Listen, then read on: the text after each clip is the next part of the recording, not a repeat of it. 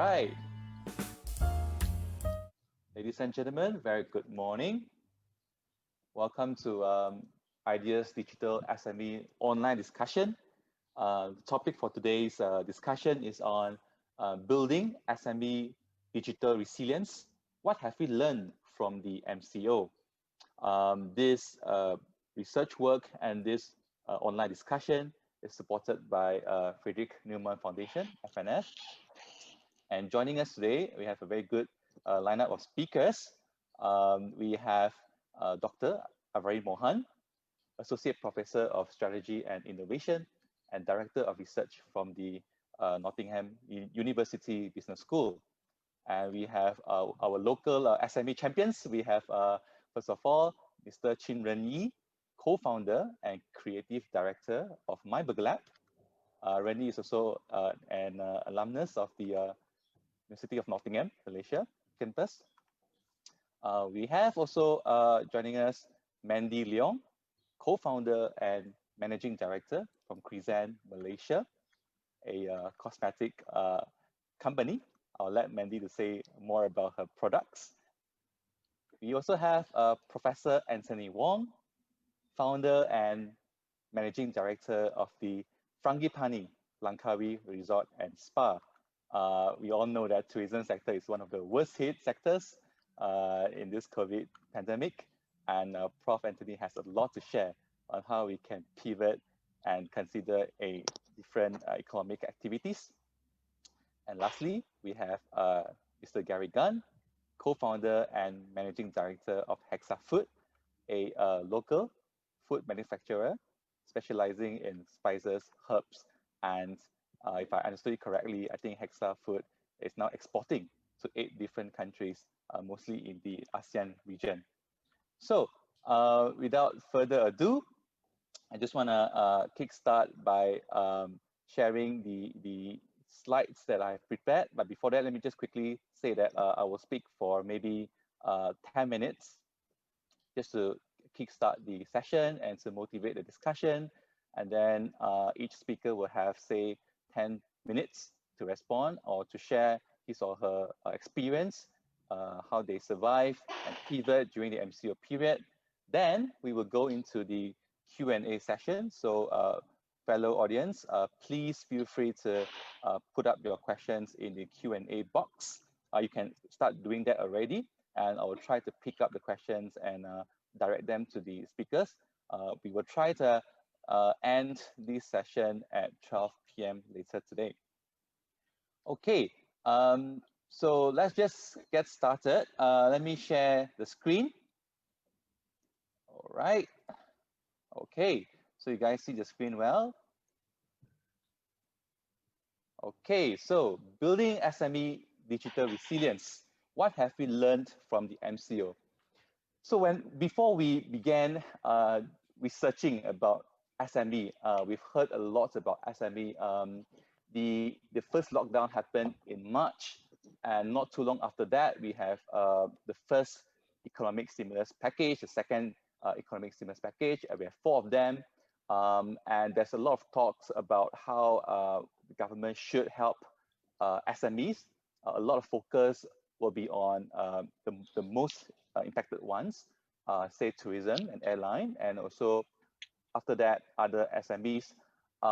We've seen a lot of cash financial assistance sort of help from the government. But then we ask ourselves also, okay, there is a short-term shock in the economy and SMEs all have to try to adapt.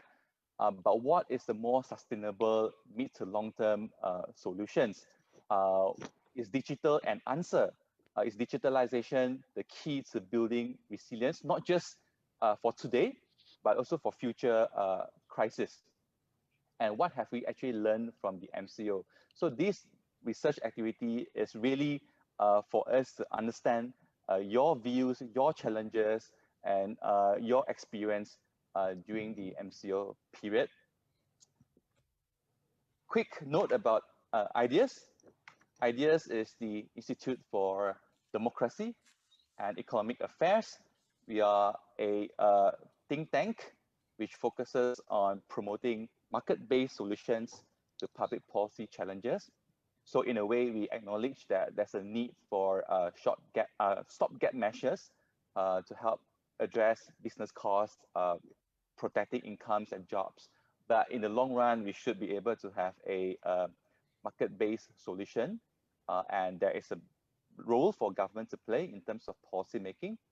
And we operate based on the principles of rule of law, limited government, creating a competitive markets, and also free individuals. What we do to achieve this mission is to have evidence-based research, the one that we are doing, publication of reports, engaging with public sector stakeholder, the government, the Economic Planning Unit, Central Bank of Malaysia, and also with the media. Okay, so can businesses catch up with the digitalization needs? We have heard so much about how digitalization is key to SME survival in this period. Pandemic affects everyone, but some are more impacted than others. Some people, some SMEs in some industries, they can adapt faster than others. So no two SMEs are the same. And we know that SMEs it still remains the biggest employer, and SMEs make up 98% of the businesses in this country. So in order to understand SMEs, I feel like we have to have a multifaceted way. There's no one way to try to understand SME. They're so different sizes, different industries, different activities. So if government were to implement a policy to help SMEs, it has to be reflective of that kind of complexity. According to Malaysian Retail Association, some 61% of retail outlets were found to have closed down. So this is specific to retail outlets. This is obviously not a result of falling consumption or falling purchasing of power only. It's pretty much a man-made decision, the policy decision to lock down, first of all, because we want to try to flatten the COVID curve. So that introduced a lot of shock to our retailers. And because of that, how can they pivot through digital means seems to be the discussion. And maybe for those who can't do that effective, they might have to close down. Maybe they also close down for reasons that is different from this. So this is where we have to maybe discuss with a magnifier in our hands. Businesses understood the need to digitalize, but what's been stopping them? I don't think it's a case where businesses do not accept the need to digitalize. We have all seen reports, white paper, intelligence reports, asking SMEs and businesses to digitalize. But if you speak to SMEs, and of course we have a lot of SMEs owners here, they can also respond to this later on. Sometimes they do not know how to do it, to put that in operations, so that things continue to move on.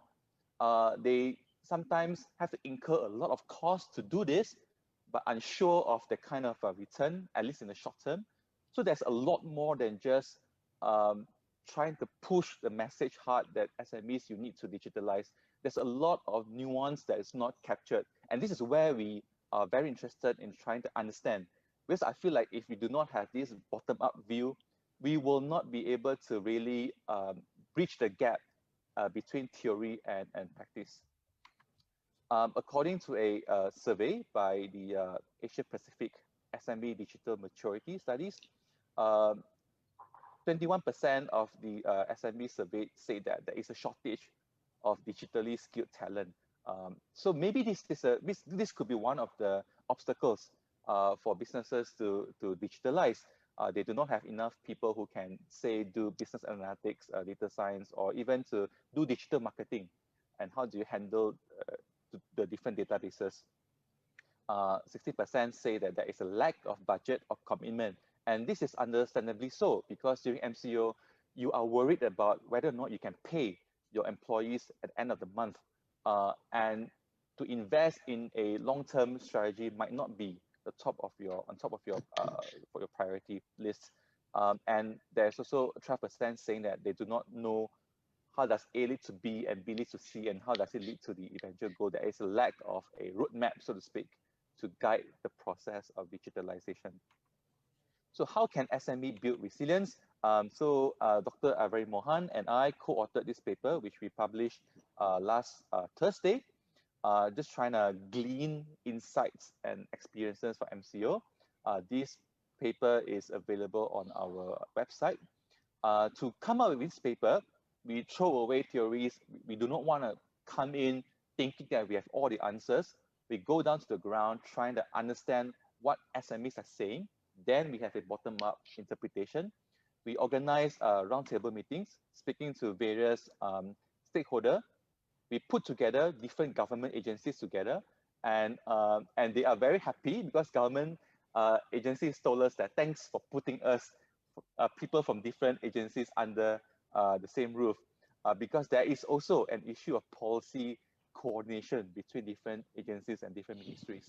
So I thought those are very good sessions, but we couldn't do that after because of the second round of lockdown in a way. But we continue to have meetings and interviews done through Zoom and speaking to different SMEs. We will continue to do that. And we have gone on to the media to highlight the importance of investing and in upskilling and training, especially the younger members of the society, the young people. We have tried to do a bit of media advocacy activities in that sense. Okay, I will quickly go through some key success factors that we managed to glean from the studies, just three. The first one is that we realized SMEs who can pivot during this time, they build community around the business. Maybe they have already started doing that even before MCO. So one example would be Grab's Local Heroes program. And they've done so on both online and offline platform. There is a lot of interaction, a lot of stories, a lot of updates with consumers and fans of that company to continue to put meaning into their business. And that seems to be one of the reasons or one of the key differentiating factors compared to other brands who have not made this kind of storytelling or this kind of narratives out in the public. Undertaking product and process innovation. Consumer trends have changed. Consumer behavior has changed. People no longer feel as safe having their meals in a restaurant, for example. Even if they still dine in, they may not spend as much time compared to in the past. The things that they order might not be might be different. I've heard from one of the restaurateurs. They said people stop, or rather people has ordered less and less, say appetizers or desserts. Usually that's where the margin can be quite high because people just want to go in, have their food taken and then go out.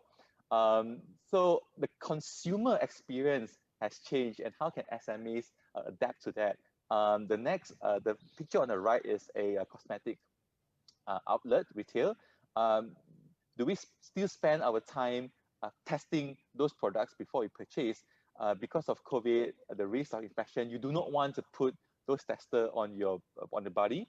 So how if you were in that sort of retail where testing is a key method to get people to buy your product, you have to rethink and you have to be able to adapt.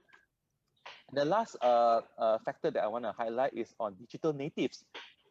People who were born with internet already. I mean, I'm not definitely in the digital native age group. I learned to use internet when I was in my primary school, 1515 stream mix. You all remember that. I can't imagine the world without internet, but now obviously you can't do that. But a lot of people who were born with internet already, they are digital natives and it's second nature to them. And these people, they have a lot to share and offer for SMEs if they want to be able to build a community business online. They want to be able to have digital marketing and analytics. How do you play around with social media? Can your staff use TikTok to help you promote your business? So they seem to have a lot to offer, but we keep hearing SMEs saying, oh, they do not want to hire young people. Look at the job advertisement. they always say you need to have 2 years of experience. But if you're a fresh graduate, how do you have 2 years of working experience? And some SMEs, they were more willing to pay, say, a premium to hire someone with experience rather than giving opportunity to young people. And youth unemployment is high. It went up to 10.5% at one point last year. And there's also the issue of underemployment. Yes, they found a job, they get paid, but it's not commensurate to the kind of qualification that they have. We're talking about people with engineering degree that could be flipping burgers elsewhere, or serving as a shopkeeper, that kind of thing.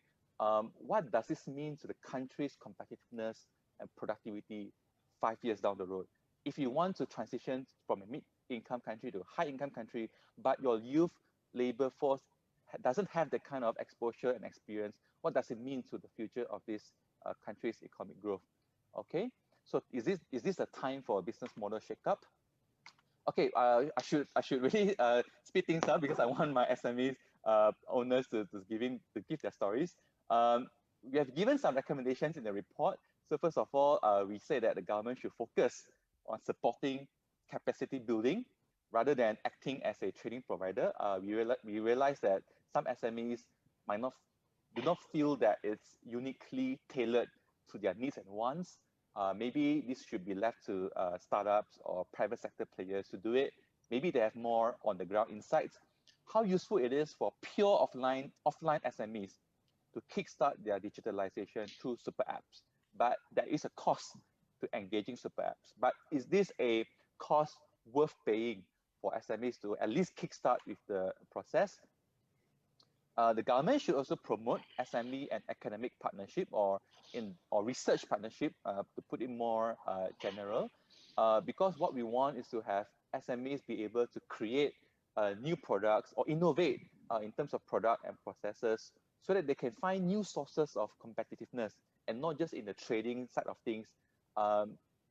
Ultimately, you have to be different from your next competitor, not just locally, but also regionally. And finally, on financing matters, digitalization is not cheap. We have heard SMEs saying over and over again, whatever funds that is available in the commercial banking sector doesn't work for them. They don't have that kind of requirements. They can't meet the kind of capital requirements.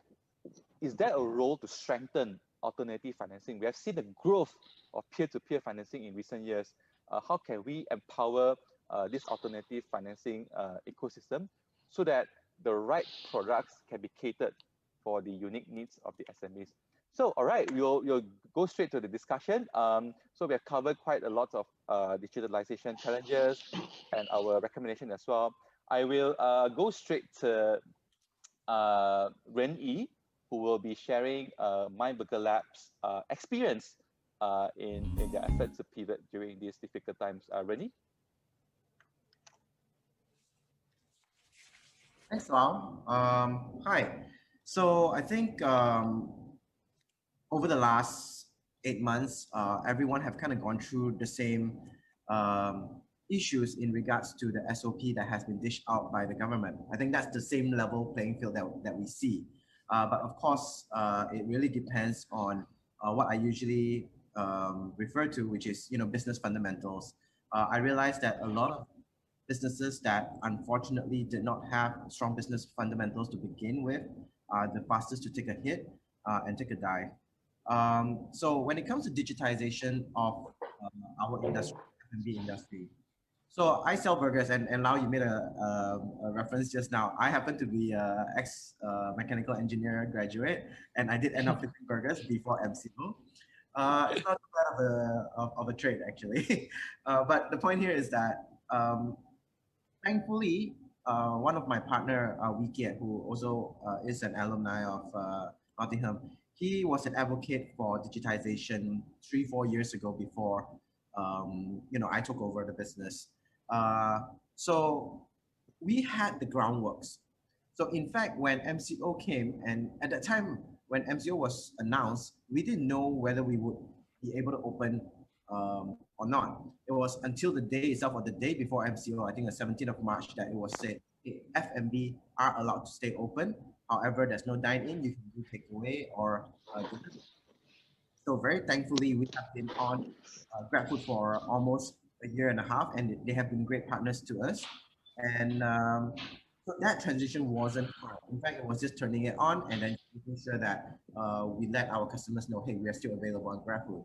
However, as you mentioned, when you hop onto super apps like GrabFood or FoodPanda and the likes, there is a percentage charge that they will impart onto your product. So I'll make it very generalized here.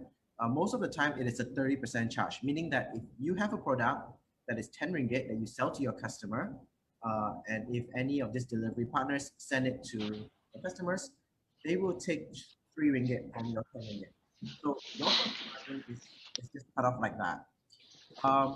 Now, because we've been in business with them for almost a year and a half, we know that our pricing has been adjusted to cushion that, right? But at the same time, we also know that when we transition to 100% delivery, our margins become so much slimmer, because prior to that, usually for a restaurant, you would have about 80% of your customer walking into your store and then 20% of them taking delivery.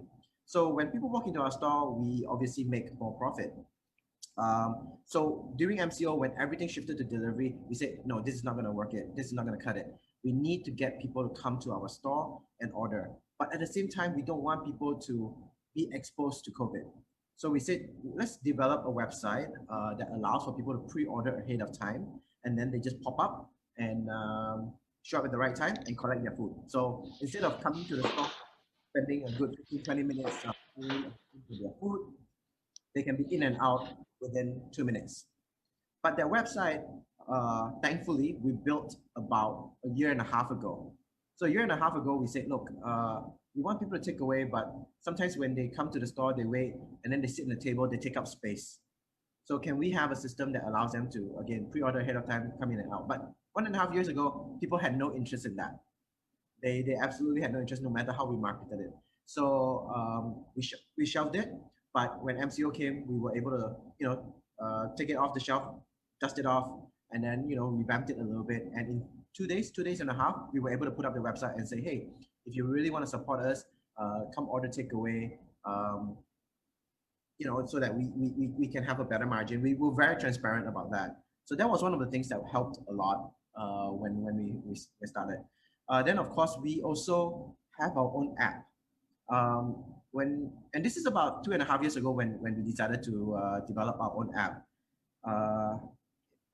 A lot of people kind of nagged me about it, because they said, look, having an app of your own is nice, but it's dated. People have tried and tested, and a lot of users don't want an extra app on their phone. But we stuck with it because we believe that we wanted to understand our customer, we wanted to have their data, we could better market to them. So that has become very, very useful at this point. As you guys might notice, in the last 3 months, a lot of people have hopped onto Facebook marketing. If you thought that before MCO was bad, now it's much worse, right? Every time you scroll your newsfeed, every 2-3 posts, it's a sponsored post. But it's necessary because everyone wants to be in front of the public's eyeballs.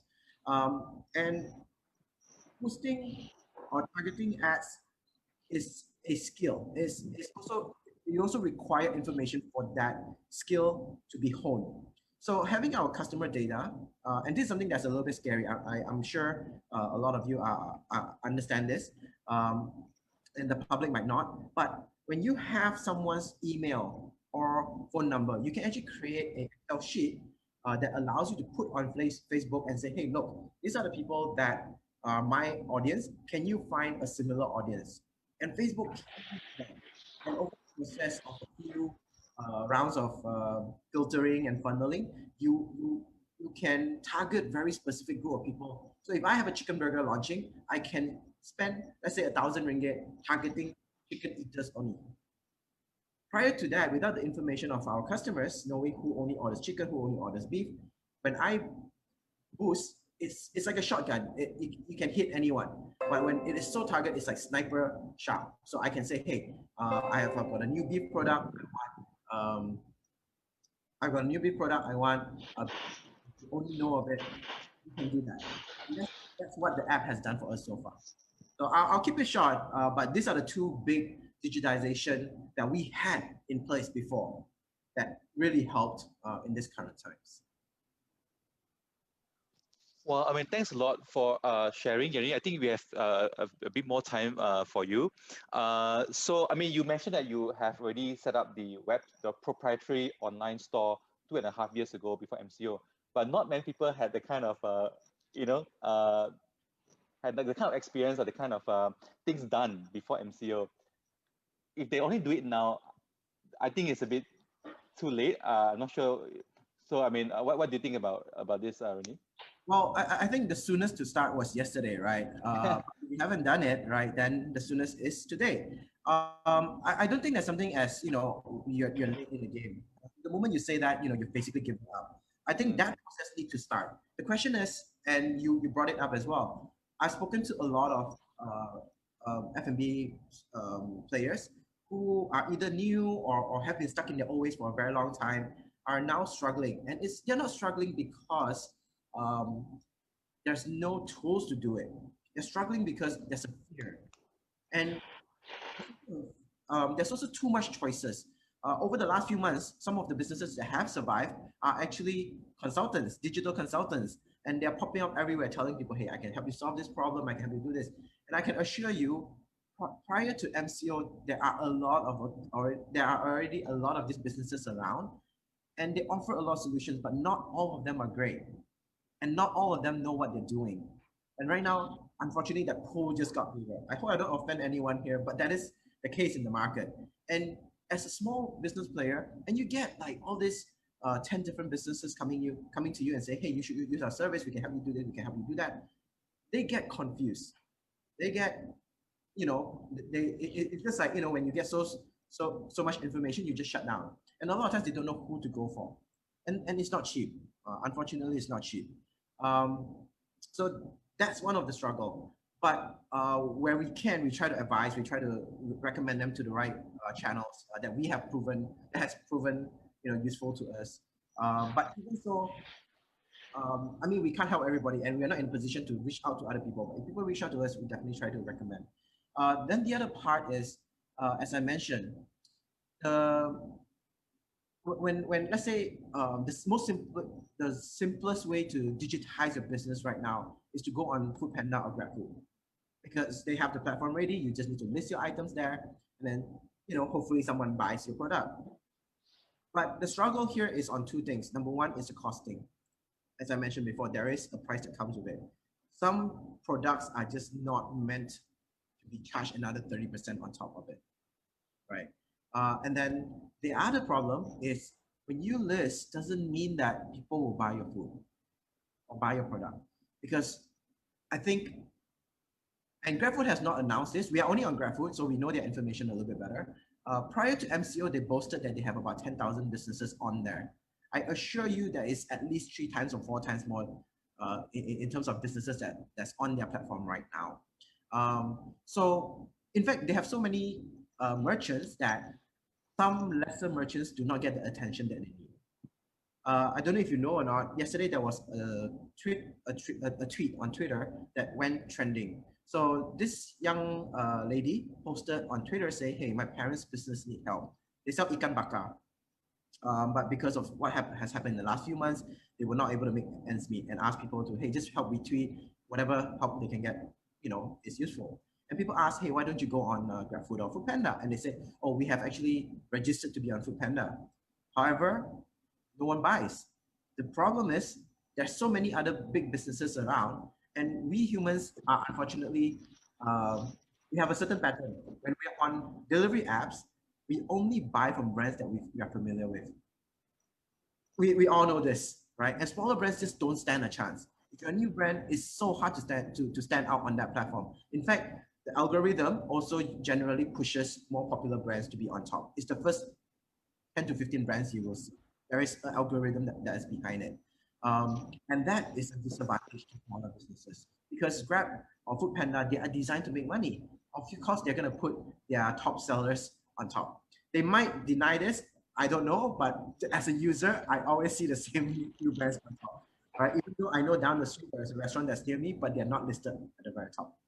So these are the few things that I think is a big challenge to the newcomers. But again, they got to start somewhere. They got to start somewhere because if this is not going to end, not in the near future anyway. My projection is that we're going to go around in this roundabout for the next 1 year, but life has to go on, and life has to find a way to survive, right? And we need to fight. So the first step you take into digitizing your business is the first step you're saving your business.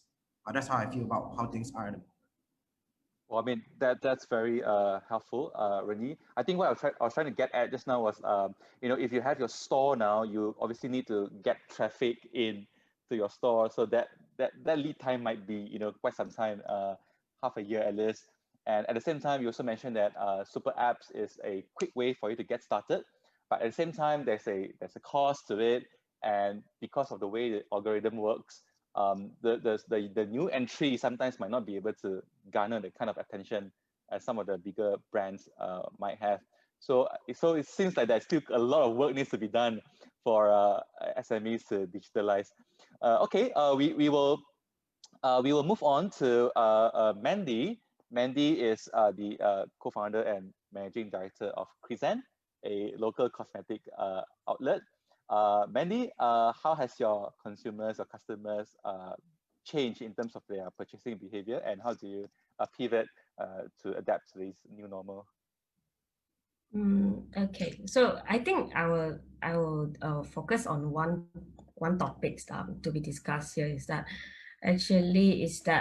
what are the factors that enable the SMEs to survive COVID-19, right? Actually, for me, when the COVID came in, I mean, the news just came in, and then the first thought came in my mind is that I think the consumers' behavior will be changed. That's for sure. And secondly, the purchasing powers might be reduced for some of the sectors of the product. So I decided to I really have to make changes for this. So first of all is that I went to my factory and talked to them. I said, do you have any sanitizing products can cure these things or prevent or anything like just give me lah. Then they said, yeah, we make hand sanitizers. So I said, okay. So for the first place, we decided to launch our hand sanitizers. And when MCO is announced, so we quickly applied to MITI saying that we are the distributor of hand sanitizers. So during the whole MCO period of time, we are still operate as usual. Actually we are beauty, we also call it like beauty products traders, right? But we are also hand sanitizers traders. So that's why we are allowed to operate. Yeah, I think that's the first move that I think I have done pretty well is that at least I can secure all of my stuff, the rice bowl. And secondly is that we managed to make some good margin and also to cover the revenue loss from the cosmetics business for the first few months because of the hand sanitizers. Following that, when MCO is really implemented, right, a lot of my friends told me that they actually call that landlord saying that can ask for reduce the rent or all these things or not. So, but for me, my first thing is that I will call all my banks to do the restructure for the loans and all those things, because I have to make sure all my cash flow must be positive lah. Because I think for SME to survive during this pandemic, right, it's very, very important that we can have positive cash flow. At least your balance in the bank must keep your runway at least 6 months, I think. So this is very important if we manage to cut out our cash flow outflow every month. So I think these are key factors that we can survive during this pandemic. And so after I have done the restructuring for the loans, and also I need to think of how to diversify the risk, and also how we actually can make things really adapt to the new normals, and what are the consumers' behavior change that we can still sell them things lah. Okay, basically. So we realized that is that everyone started to wear the mask and they started to shop at home. So we managed to change two things at the same time actually. So we diversify our products.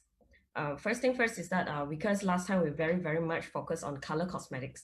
So for a lot of guys don't know lah, color cosmetics means the products that got colors lah. So like cosmetics, lipsticks and foundations, all those things. So for us, we like quickly divert into skincares. So which are the facial cleansers that you use daily, and those skincares that you must use. So no matter your like your salary cut lah, you're wearing your face mask lah, although you're staying at home diam duduk rumah, you also must use skincare. So we actually pivot our products to more essential items instead of focus on the color cosmetics. And secondly is that we actually diversify our revenue channels as well. So because of a lot of people, like they are very scared to shop in the shopping malls, and also don't even say that the high street stores, they are also like I can say that it's about 50 to 60% our sales dropped drastically during the pandemic. So for offline business wise, we actually focus on mass distributions to pharmacy channels and also some hypermarkets channels, and also some independent pharmacies as well. So we can see that the offline markets are badly impacted. So we are actually quite lucky is that we managed to stock up some personal cares products before the lockdown implemented. So we actually supply these products to some TV home shopping channels, because a lot of people, they actually duduk diam and watch TV, so watch TV and you have nothing to do, nothing to shop, nothing to go travel, right? So you will duduk diam and buy things there.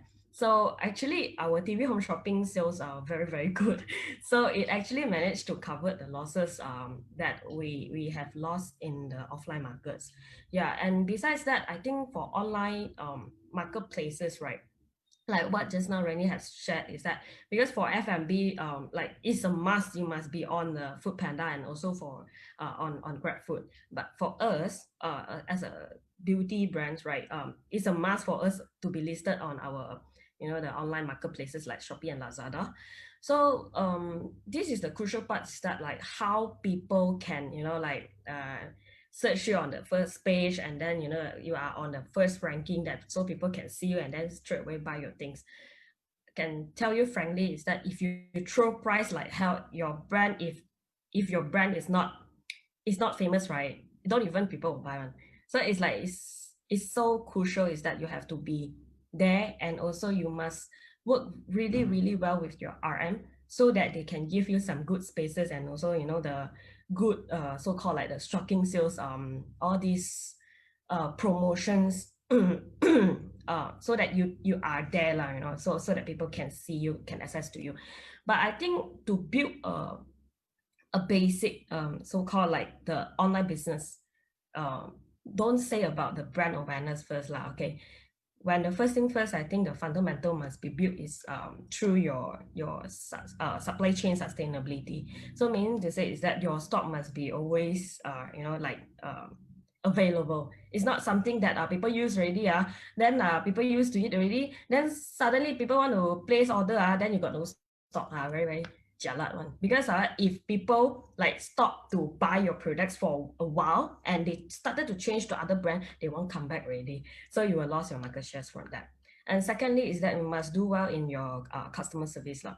So we like during the MCO, even after CMCO, all my warehouse and supply chain people all must be in the office. No matter like the work from home, all these things, right?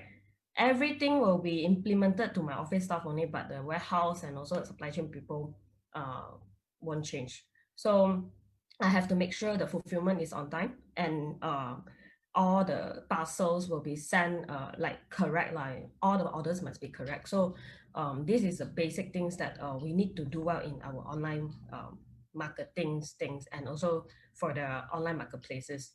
So for basically it's like I think for me, it's not only like you digitalize your business so that you can survive during this pandemic. You have to actually diversify a lot of things. If your industry is some of you may be like selling services or products, right? So you need to pivot a bit to what are the market demand now, and besides that, you also have to pivot your marketing channels as well. It's not only the channels, you have to change your products as well if the market needed, so currently for us is that it's a very challenge. What are the plan that we can actually go for next year, because it's very unforeseen things and very unstable, like the circumstances is very unstable. So all our buyers, all our key accounts, the person in charge, they all came to us. They said, okay, can you give me your marketing plan for next year? So we want to see what are the things that Chriszen can make for us. So for me, is I'm playing very conservative plan. So I actually changed a bit the numbers, but I actually put in place all the new product developments that towards the market changes. Yeah, so I have presented to my buyers is saying that you see, like so many people out there actually they have changed their behavior already. If we still use all our old school plan, you die already. So you cannot survive through that. So for them, they want to see one thing. Okay, your tai lo okay, my tai lo is Maybelline okay. So in our industry Maybelline is our tai lo. So it's someone that we cannot beat on But they said, okay, you see your tai lo do this, do that for me You can do this or not? Then I said, oh, okay, let me see what tai lo done Okay, so straight after the MCO, like the Kautim already, I think it's about May or June this year, right? Maybelline has done something. So they has used AI, okay, to let the consumers to access to the website straight away. They can do the product testing on their face. So meaning to say is that you just scan the QR code and then you can snap a photo. Then you can just straight away pick the colors from that, and then for each of SKUs they have. These are the things that are very expensive and very costly for SMEs. I cannot afford that. So I straight away I said, this stylo done one I cannot do because it's too costly. So maybe I can do something for you guys. So the first thing first I think of is that, okay, I come out the very old school cardboard, So with all the color swatch on that, so we actually stick the what they call is like the shelf talker, okay, on our cabinets, so that everyone at least can see the colors, all those, because you know what, after April, right, all the local councils that actually enforce all the cosmetic councils must remove our testers. So it actually is a very killing part for us, is that because for color cosmetic products, right, you need to like put the testers there to let customers to try. So if remove the tester, meaning to say our sales memang gone case already. So what actually Maybelline has done is that they use AI to to enhance all these things. But for us, we can't afford to do so. So I said, okay I remove the testers, then I put the cardboard at least So the buyer said, cannot, I'm very not satisfied because people got this, you got this, very cannot compare one. So maybe I can think of something. So after that, I have talked to my design and marketing team. We have discussed. So there's one guy, actually he is a fresh grad, and he came up with a very good idea to us, is that, okay, maybe we can create a filter on Instagram. Okay, so we can use our color swatch there. So whenever people install your filter there, right, so that they can straight away, they can see the lip colors on their lip already. So I think this is such a good idea and very innovative. So after all, I proposed to the buyer. Then the buyer said, oh, okay, since that is free, because as long as the consumer no need to pay anything, this one workable already. Because if the thing is in, ask people to download ask people to go and pay the thing people won't buy one okay. So for this case, we actually successfully to convince the buyers to accept this filter, instead of we create a AI apps for them. So I think these are the things that we have innovate during this CMCO. So we actually we want to give other kind of experience to the consumers lah. Yeah. So yeah. Anything?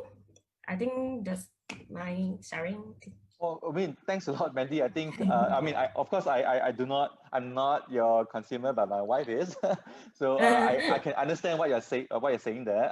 We want to be able to test the colors before you actually make the purchase, and not having able to do that is really a big downer, so to speak. But then, Mandy, I just want to like ask you this question, right? I mean, I feel like you are very proactive, just like Randy. Before that, I'm sure of our next speakers as well. You already internalized the challenge quite early on. You really think about how to move on. You really think about what is needed to move on. You really think about how the supplier has to be there to help you to move on. And then you look at what the government is doing for you. The government is giving you, say, wage subsidy, is trying to protect income, is trying to protect jobs. How helpful are those assistance? Do you see that? Do you still need that in the next 6 months to next 12 months? And the kind of incentives that government has been giving you to train your people so that they can also be, they have those digital skills. How would you comment or assess the feasibility, the relevance of all these different measures? When I feel like SMEs, entrepreneurs, they can do a lot more in order to pivot. So how would you assess the effectiveness of some of these policies, assistance? Yeah. Okay, I think for the moratorium that offered by the Bank Negara, it's really helpful. It actually helped us to, I think can say that ease our cash flow burden throughout these few months. And secondly, the wages subsidies, it does help a lot. Because of like, when we actually transitions from offline to online, right? There are some changes for our our workforce in our internal organization chart. What I mean is that, okay, like sometimes it's like for offline markets, right? Sometimes we can just like, send the parcels conventionally to one distribution center to our customers. So it actually save a lot of cost, and also no need so many manpowers because we actually already so-called like outsource our the packing things to our partners. But however, when it comes to online, right, a lot of things that we actually done is actually changed from B2B to B2C. So meaning to say is that last time we very focused on selling to business partners, and then they will scouting themselves. But now we actually sell direct to consumers. So we need so many people to do the packing job. So so I think for the wages subsidies that the government has implemented and also give so-called like the incentives to us, right, it actually does help that I can actually hire more jobless people to help us to do the packing job. Yeah. Like so many people came to us saying that they actually got laid off. Most of them, the pay is about 3,000 plus, and they are someone like very, very educated people, but they came to interview my, the store hand job that cost about 1,500. So I feel like, since that the government got, give extra, the wages subsidies, so we are actually willing to hire them at a higher price than a normal store hand. But we will actually tell them also, it's like, this is the extra allowance that we give you for very short terms. But after the wages subsidy is no longer, so we actually will take off the allowance also. Because like you see that is that we are actually hiring the store hand. We don't need such educated people to come and work for us. But however, for this moment of time, we have so many choices. Last time, right, when we want to hire somebody, it's so hard. We have to put out a lot of vacancy, all those things. But now it's like you just put out a banner, a lot of people came already. And I think like what now you have just shared about, like what have the government has actually give funds or any they have so many, there are so many organizations that actually incubate and also are built to actually, how to say, is that to accelerate the SMEs business. Yeah, it actually is there to help us. But what I actually realized is that, okay, for me, my personal opinion is that when I apply all this, the fund and this kind of the assistance from the government, right? There are so many restrictions, especially for us, is because we are actually so-called, the sales and marketing company. We are not really the manufacturer. So for like one example is that there are some fund that actually assist for the manufacturing, so-called for the develop and also for research for the new ingredients and also all these very innovative active ingredients. But we are not entitled to get that, although we have applied for so many times. But what are the governments that replied to us is that you are not GMP factory certified because you don't have the projections, the line. So I think that because of the like so many restrictions and all the terms and conditions that actually restrict us to apply and get access to all this fund, we rather to go for some private assistance. So for me is that for funding wise, I will definitely go for the bank. And besides that, we actually use some P2P funding as well, like just now what you have shared, the peers-to-peers or funding, the ECF, all those things. To be frank, okay, as a SMEs owners, I have to tell you all frankly is that because no one here, P2P is so expensive. So if you can have so high margin for like such high margin for your products, right? You can go for the P2P if you can manage to get, get the fund and then you grow your business. After that, you manage to return the money. But if your products or your the industry don't have such high margins for that, right? I think I would rather to actually advise all of you better to go for the banks. So for the banks wise, right, usually how banks see things is that, okay, you have transactions with me and you have very good trade record and you must do everything like on your black and white lah, meaning to say is that all the things must be proper so they can actually lend you money with a very minimal interest charge.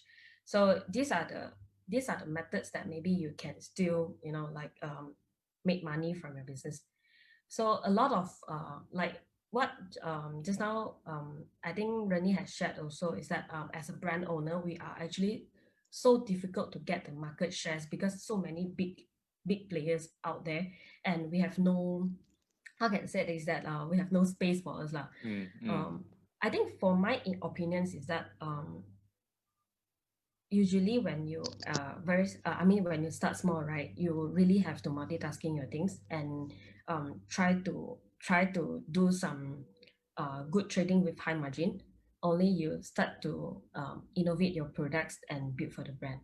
Okay. Yeah, that's all my sharing. Well, I mean, thanks a lot for really sharing your personal experience in trying to gain access to this funding as well. I think and that's very enlightening. I want to move on to Gary. I think Prof. Anthony is not available at the moment, so I'll just move on to Gary first. So Gary, you're an exporter, and I think border closures is an issue for you during the MCO, and I'm sure after the MCO as well. What are some of the actions that they've taken since to build resilience for your company, Gary? Supply chain is very important. I think it's very critical during MCO period. Then I think one of the things is trust. Like if you and your supplier didn't have good relationship, then during MCO you can't get face masks and all those supplies. Like for us, like during MCO, our supplier, they still stick by us. They still sell to us face masks at a slightly higher price and all those. So we didn't need to like spend time to look for all these. So trust, but then trust is something that you need years to build on. So it's not like it's like high, and then they will come. Yeah. So that's how we solve our supply chain issue. Is no rocket science. Just trust and good relationship. Do you also speed up your digitalization during the period, or you have already digitalized before that, and that is the reason why you can be a bit more resilient than others in this period.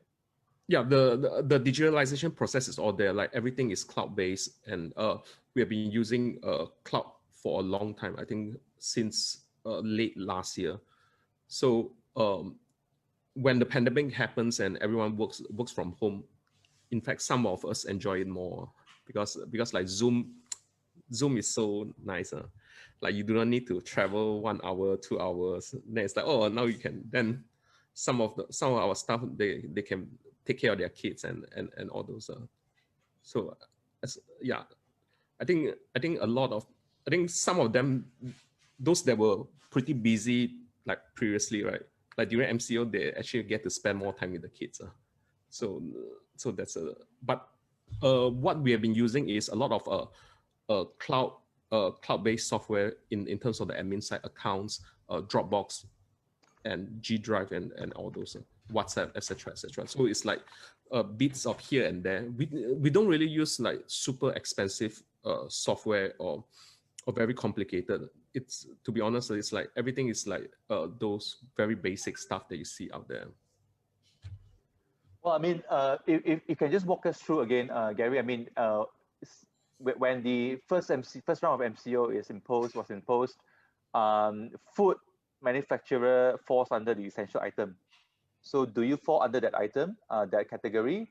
Yeah. And what about your suppliers who produce stuff for you so that you can sell?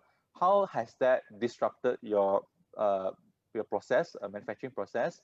And like what are some of the insights that you glean from that experience?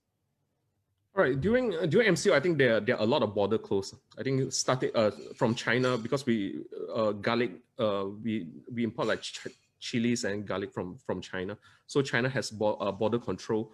Then shipments get delayed. India was just starting to have the MCO meltdown. So same thing as well. I think they had like 2 months or something. So Indian chili starts to be short supply. So from our side, like the first thing is to secure our raw material, because if there's no raw material, then there's no end product. Then everyone is just goyang kaki at the company. So but we acted really, really fast, to be honest. It's like we acted on when Wuhan had the news, right? We acted during Chinese New Year. I think we just acted really fast. We just like prepare, okay, what are the risk management, then what's the worst case scenario that can happen. So we felt like, okay, if worst case that will happen, but unfortunately things get really bad. We during Chinese New Year is everyone's like, oh, we just try to avoid all those Chinese nationals and all those, like, no. But then things got really, really bad. But what we did was we just prepare for the worst. But we always prepare for the worst, because when you're running a business, it's like maybe next day your competitor will just come out with something even better than you're out of business. So it's always having that risk mentality.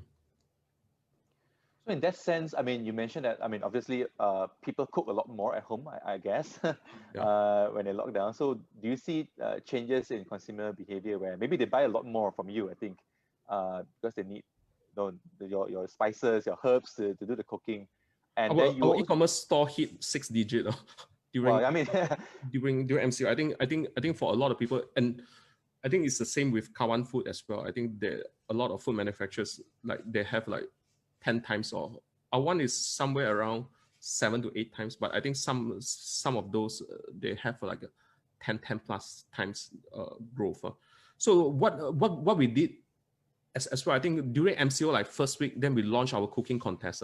It was like a really, really good idea to build community, because like like during the context during that time, is like everyone was at home, then they are learning recipe. So we have like the dalgona coffee first, then so everyone wants to show off their cooking, you see, but they don't have a platform to do it, you see, because then it's like, hey, it's like showing off and things like that. So which is why we designed this cooking contest, so that everyone can just share what's their best. And in fact, like we get a lot of really good content from all those, and I think they have quite a lot of fun.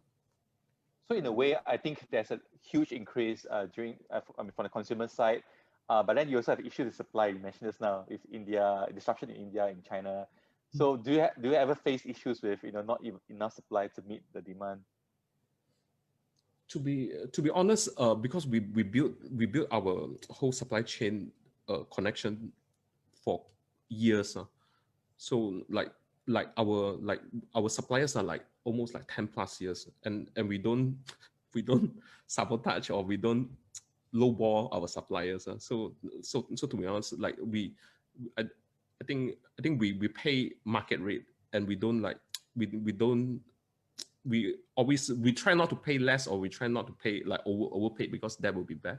So which is why like our supplier, they do support us. Like we just have we just send a PO, then we just start, okay, we roughly will budget this for the next 3 months. So using our accounting software and cloud, I would say like the number one CTO during this period of time is our cloud. Yeah, our Dropbox and all those, because it just make everything so easy, you see. Like everyone is at home, then they can access all the information. Like there's no really need for a lot of people to go to the office. In fact, myself also stay at home most of the time. Well, I mean, it's good that you already have that kind of good relationship with suppliers that you build over time, and you build on trust. But factory workers are not being allowed to work. I think they were not being allowed to work unless you have a permit. So did that issue affect you during the MCO period?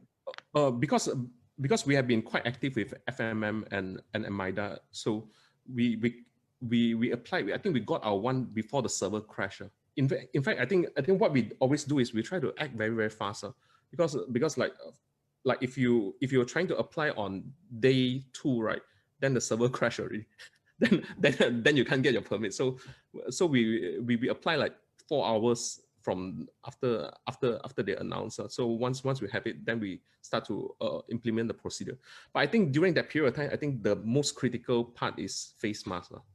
I think like everyone like having mask shortage and things like that, because when we already have our suppliers that they're able to deliver to us, then we really didn't like spend a lot of this time just trying to source for things and things, because those are very time consuming.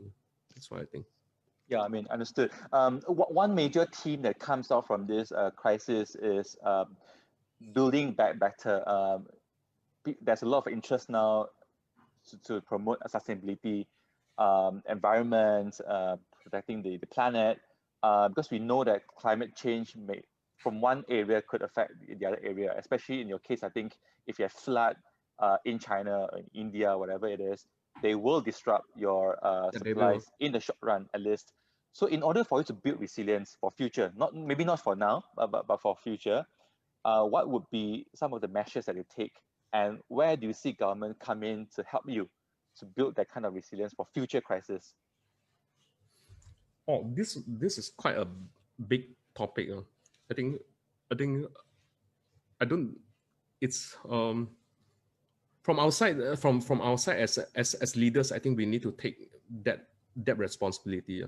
And especially like for us, we are at the stage that we are trying to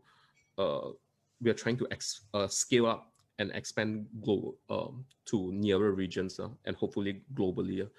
So one thing that when it comes to the food industry, there is something called the FFSC and HACCP and ISO. Currently, we are HACCP and ISO 22000 company. So we are heading into the FSSC, and once we are in the FSSC certification, we are able to have a very good supply chain, because there are a lot of measures. So again, it boils down to certs, SOPs, and all those. Like there's no, like we'll need to audit our suppliers and make sure that food safety, because when it comes to food, I think the number one priority is food safety. then other thing comes next. So our challenge is how do we maintain the food safety for the next 10 years, 20 years, and 30 years? Because like pesticide, alpha toxin, they are real challenge. To be honest, like when it comes to the food industry, there are a lot of food safety concern that haven't been really addressed, and people are starting to address like certain pesticide or alpha toxin. I see. I mean, so I think you have already you have thought about those issues and you are taking actions today.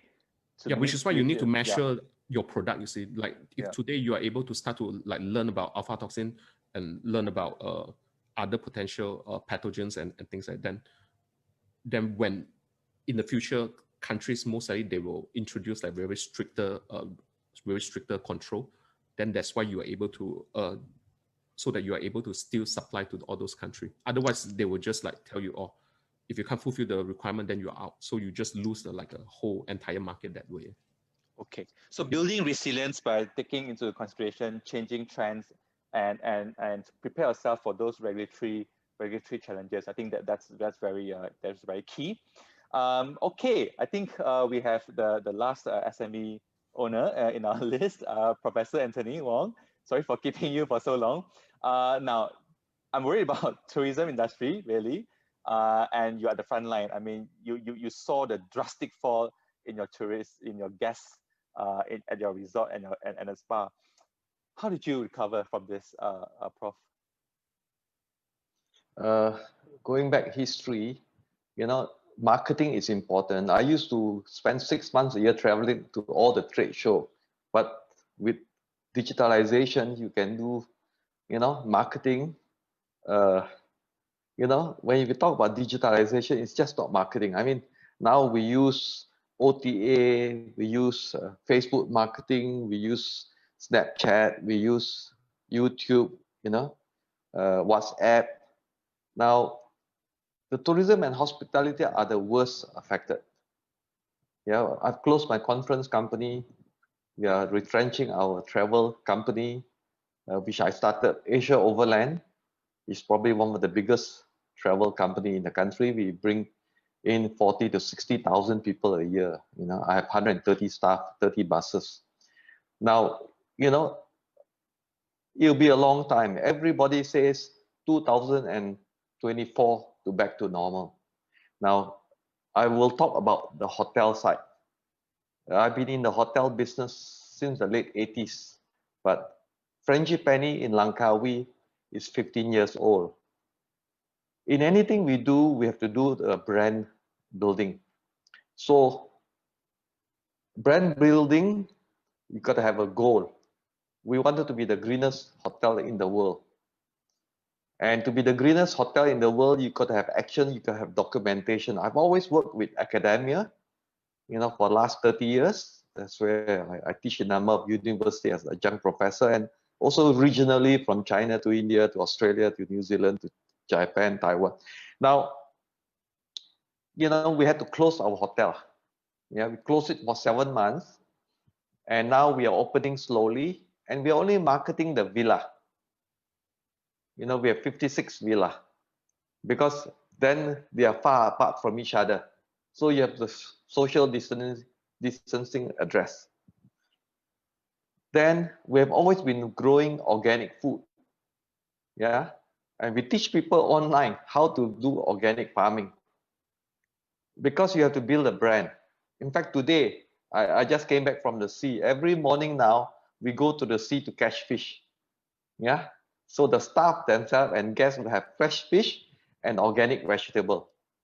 As like all the other speakers, you got to be unique. You got to take the lead. No one does it, you do it. And now 80% of my guests are foreigner, 20% local. We have to cut our price. Now focusing on local market, domestic, we have to cut our price 70%. Now 70% is, the margins are very small. So we are actually now looking at local market. So how do we address local market? Family. So our daily fishing out there presents a fantastic activity for the locals and also the children.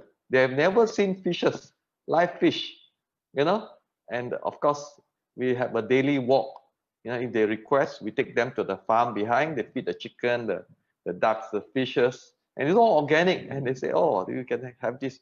So, but most important, the leaders must, the manager, the GM, the owner involved, go down to the ground. In fact, you know, I've not done this for a long time. I become a worker. I paint, I do gardening, I cut, you know, pruning. You know, my body was aching for 6 weeks. But I've now done 8 to 10 hours manual work every day. I'm 64, you know, but I do it as exercise. Yeah. But then you realize what are the things that you have to do, even though you use, now what we do is we have a small team, about 22 people.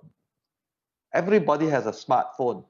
Whatever everybody do is a video, and we take pictures. Everybody is doing their effort.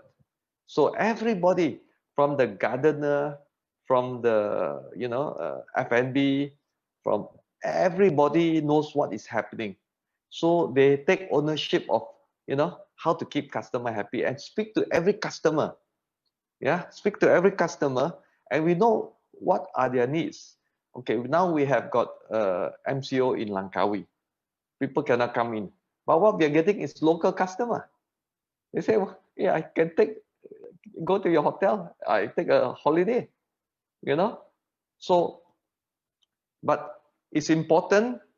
I think many of you say your brand. It's taken us 15 years. People trust. You have to be honest. You got to be fair. You got to build a reputation. People come to it. You know, a lot of them come. Wow, last time I cannot go at your hotel. Now it's so value for money. But what we are also doing is we are upgrading. We are doing renovation to our restaurant. We are renovating our public toilet. We are renovating our swimming pool, because the local market is much more particular. You know, they complain more. You know, I have a lot of water tank. You know, the local say, hey, very ugly, look like kampung lah, because you got water tank. But for the European, wow, sustainability. You know, you're very green. We have developed over 200 ways to save energy, water waste, recycle. So the local market, now we focus on the next 2 years with the local market. How do we keep them happy? Yeah. So you still have to communicate. You talk to every customer. You know, what are you not happy? Why are you, you know, how you get to know us? So they book OTA. Yeah, they book through OTA. They come. Now local customer just drop in. If not digitalization, because you have a cost, you are well known, you got a brand, just drop in. Sometimes they drop in 4 or 5 rooms, just come in together. You know, I just have a customer here, you know, they just came in, they are local, they say, oh, we're gonna have 14 rooms, you know, local family, we are happy. We call all of them to come for holiday, you know, here. They are local. Yeah. So when you make it affordable, and you give sort of value proposition, yeah, that is value for money. So these are some of the things. In terms of technology, you still have to invest in technology. A hotel without a technology, without dealing with OTA online, you cannot survive today. Yeah, agents are having a difficult time because of the fluidness of the pricing. We price according, you know, we see our neighbor, the 5-star hotel are pricing 3-star rate. We have to go down. We are 4-star. We are not even 4-star now because we have reduced our services. We are not 24 hours front office. We say we are from 7 to 7:30, but if they come late, we are still there. Yeah. You know, we need, you know, we are not running our bar because locals don't really have a lot of drinks. Our main customers are local. So why have the bar when you know, no more 80% foreigner? Yeah. So we have to adapt, and this is very important. As a business owner, as SME, you got to see where your customer are and where are the touch point that you can keep them happy. Yeah. So the minute you get hold of the customer, they are on site, they feel very nice if the owner or the GM speak to them. Yeah, and spend that 5-10 minutes showing them what's all about, and they really appreciate this. Yeah, so as SME, you must have a clear goal. What do you want to do? How do you want to build your brand? Yeah, but very important, you now, because of pandemic, get and listen to all your staff. Yeah, today my staff say, boss, why don't we go also catch fresh crab? Now we are doing shore fishing. Why don't we hang net out there and catch crabs? I said, fantastic. Go and talk to the fishermen and let them make the net, and we will have a floating net to catch crab. And that is also for the staff and for the guests.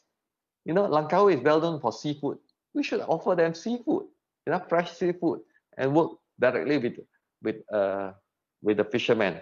So although we talk about digitalization, any business must still go back to basic. What is your service? Yeah, if you're cosmetic, what makes you different? What's so unusual?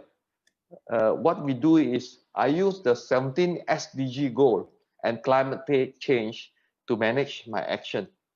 So if you know, you can follow SDG goal as the baseline, you cannot go wrong, because more and more customer, okay, European customer, when you do the SDG goal, they're very happy. But locals are beginning to understand. In fact, our beach is eroding. You know, for 15 years, this year is really serious. We have it 3 feet away, wash out. This year, the waves were very strong. But last year, I already noticed it because my trees were falling into the sea. Yeah, we are having a deeper. Now I built a gabion, so when a big current comes, they pull out the sand, but the gabion hold back. So we actually maintain, and the shore plants are grown. So you know, we got no choice.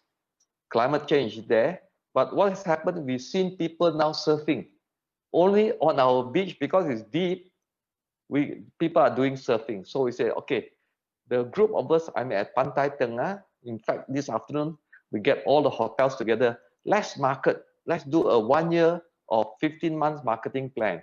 You know, you cannot do but digital. Yeah, let's do something. I say, hey, we can do promote surfing. Lots of people want to learn about surfing. We don't have big surf. It's only 1 meter, 1.5 meter. Big one is in Kuantan. Yeah, but you have to make use of it, and then we market. We have taken video, we put it on YouTube, and we go to the customer. So you need to do marketing. You need to be creative. You need to take the leadership. You cannot work by yourself. You work within your community. So that is required in this, you know, lockdown period. You just cannot sit down and do nothing. You got to do something. Yeah. So in regards to tying with academia, I think it's very, very important, because they are the future leaders, and people come to you because they have heard of you. They respect what you're doing. In fact, some of the customer that come here, a lot of them know of our brand, know of our green sustainability. So I have school, university group, I have government group, I have international groups, architect groups. They all come and stay with us because of our brand, sustainability.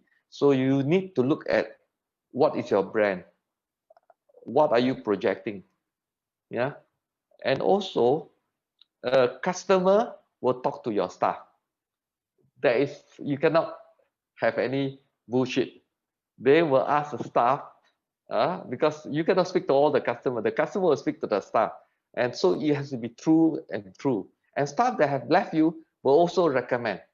I have all staff coming back for holiday because they say, boss, last time your hotel so expensive, now very cheap, so I come and stay also myself. So you know, these are some of the things. So it has to be a long-term plan.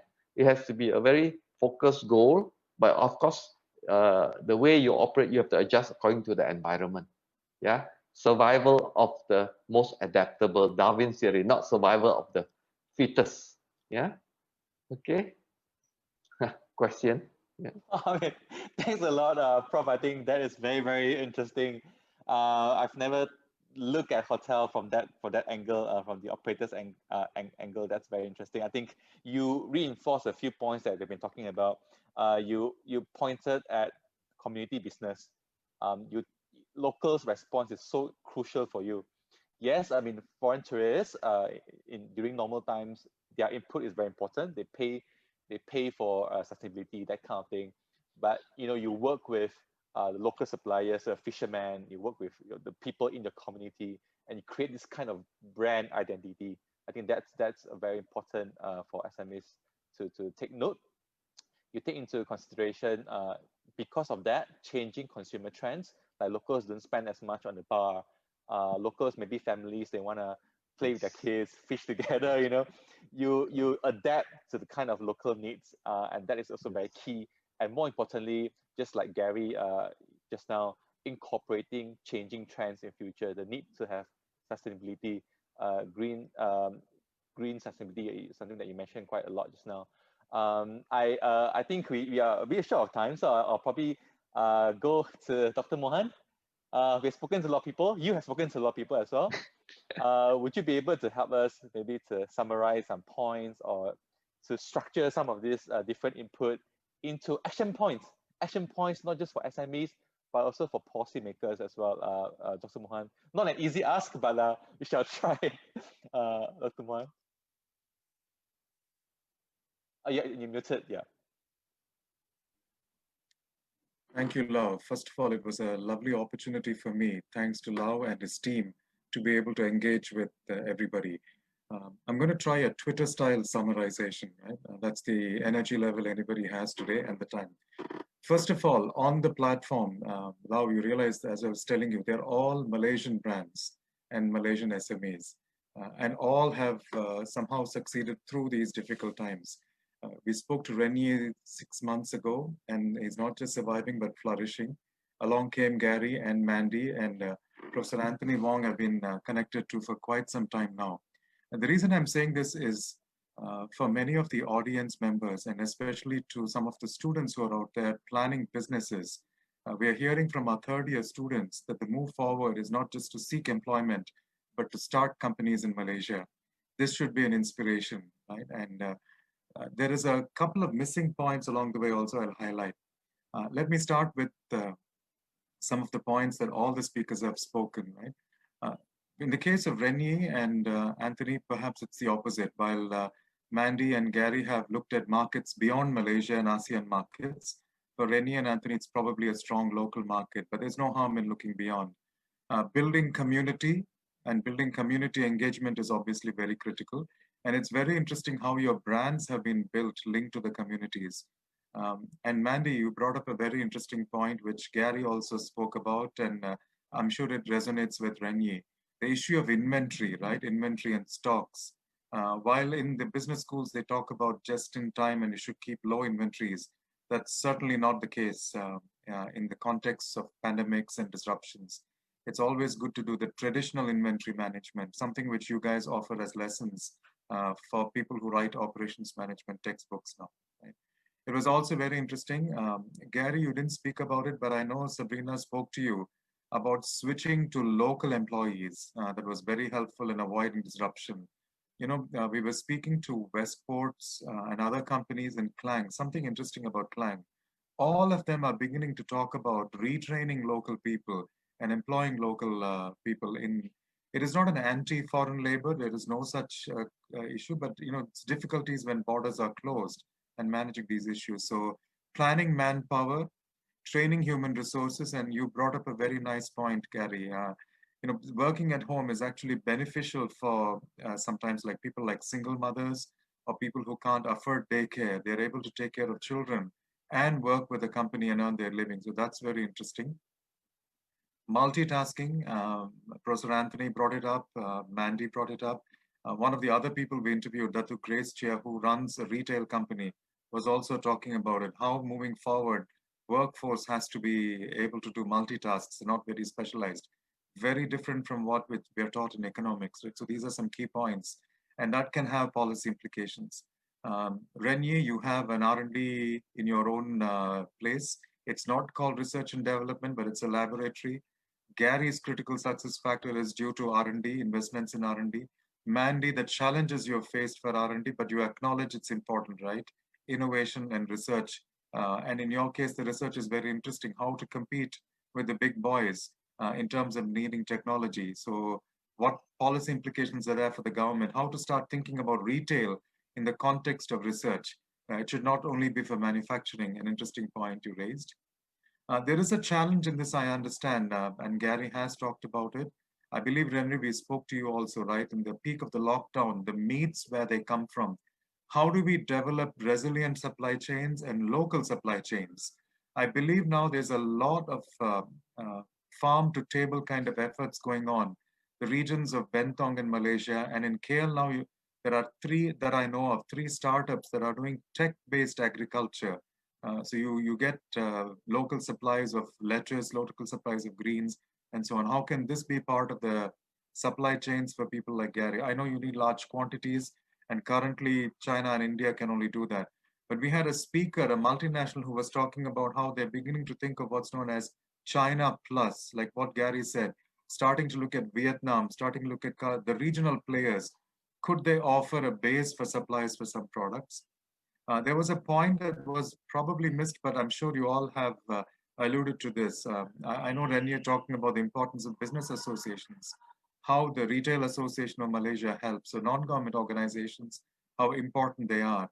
We checked in Singapore, the government supports these kind of associations very heavily with funding. I think Malaysia should also start looking at that. The government should consider non-government organizations, and without a doubt, organizations like Ideas, how they're bringing together these points and developing briefs for advocacy, right? So policy implications on these points.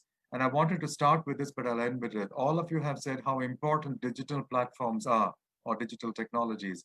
Mandy, there's even a question for you later you'll have to answer. How do you look at Instagram as a way of filtering for makeup and so on? And how do you use that? So clearly digital tech is important, from makeup to selling burgers. Rendy made a very important point during our time, how he used gaming platforms also to build his brand. It's very interesting, right? Appealing to the younger segment. Gary's brand is built very interestingly in the community way and so on. So the role of technology is clearly important. Super apps are very important, but they're only facilitators. Ultimately, it's still the fundamentals: branding, inventory, local approaches to doing things, market sensitivity, right? So these are the summary points, Love, and I think I'll leave it now. And it's 11:30, so there's a good enough time. So Mandy, there's a nice question from Lady Patricia Ang. Do let us know your views on that, and hand it over to you, Love. Oh, thanks, Dr. Mohan, for putting things in a structured manner and to make it more sensible. I think we've been collecting a lot of different inputs, and thanks for putting things in order. We have a few questions from our audience. The first one is from Patricia Ang, who is directing the question to Mandy. How do customers try out your brand's Instagram filter for makeup? So that's the question. And there's a question from Yi Yun. This is for all panelists.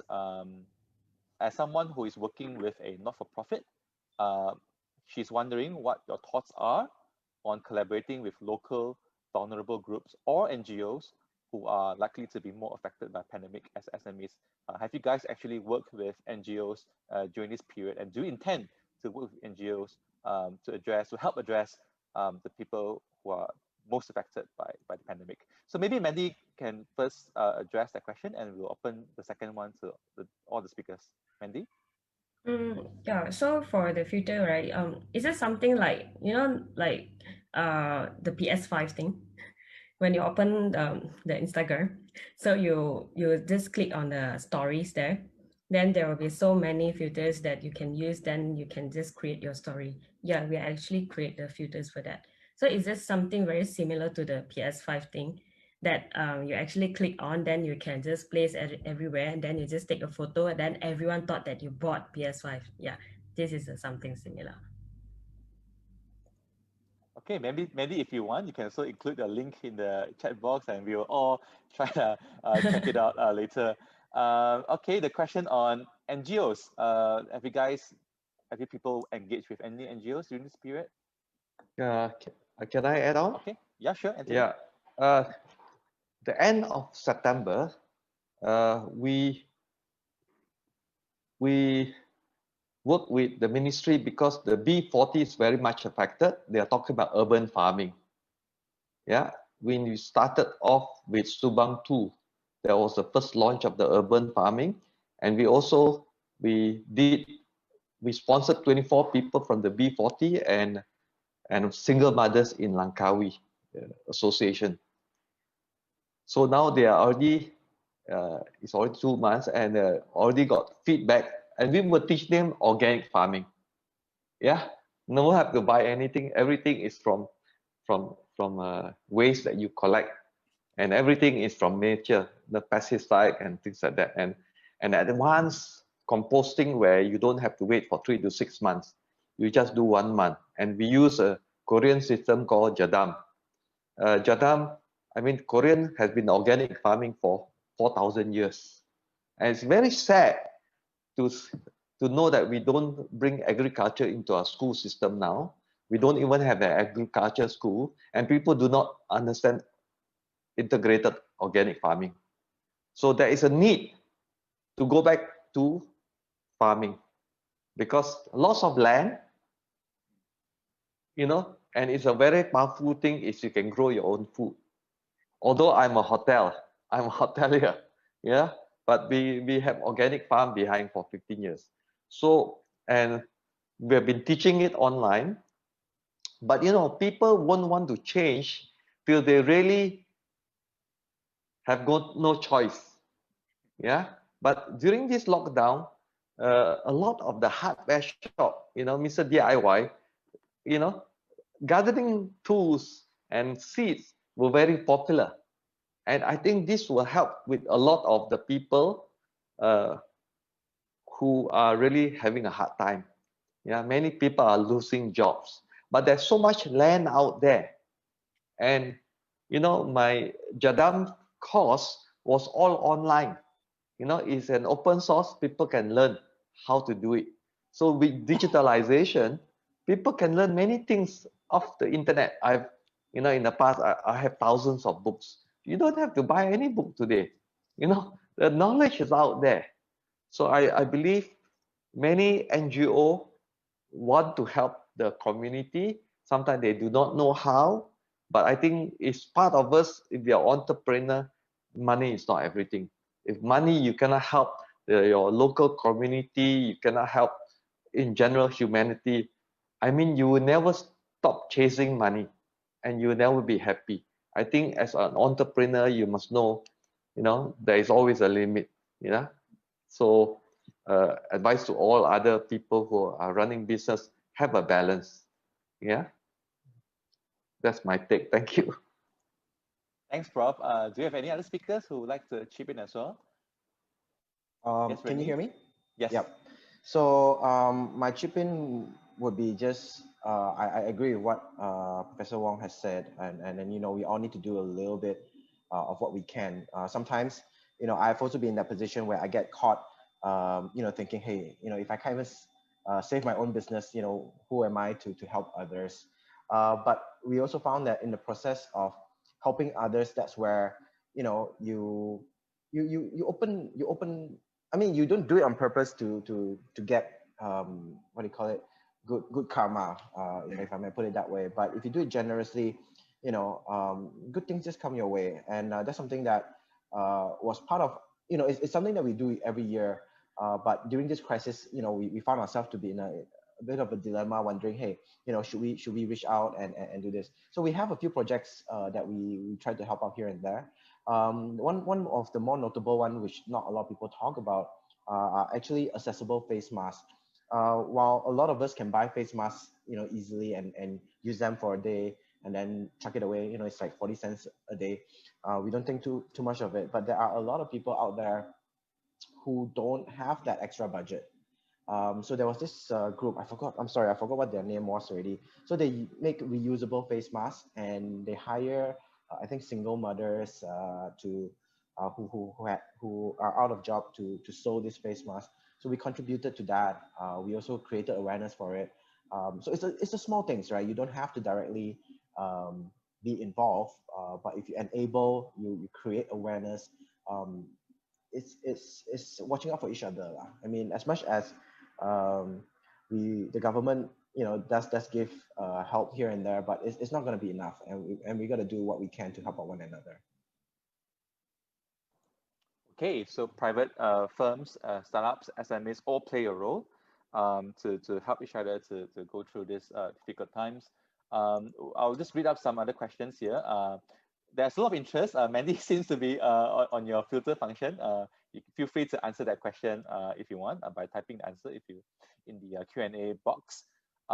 There are two questions or two comments for Professor Anthony. One is, how does the current regulatory environment support your aim to make your resort businesses more sustainable? So commenting on the regulatory environment. And there's another comment from Yi Yun, who couldn't agree more on the need to use our lands for sustainable farming. Better still, if you can engage with social groups who will be very inspired by your experience. So I think, Prof, maybe if I can just merge these two questions here, how would you rate the regulation environment? Does it give you the kind of space and convenience to branch out and do some other things, and involving local community and the people? Does it boost your aim to achieve those objectives? Yes.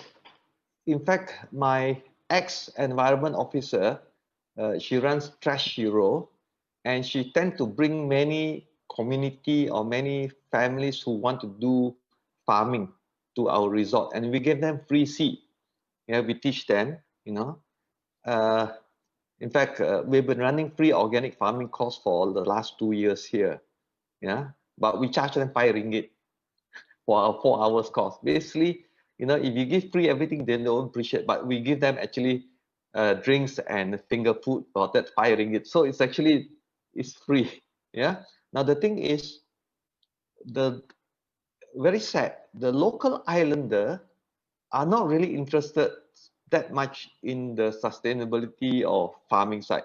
It is the people that come into Langkawi and live here permanently, and they have seen maybe a bigger picture, and they don't look at organic farming as a low quality job. They look at it as good health.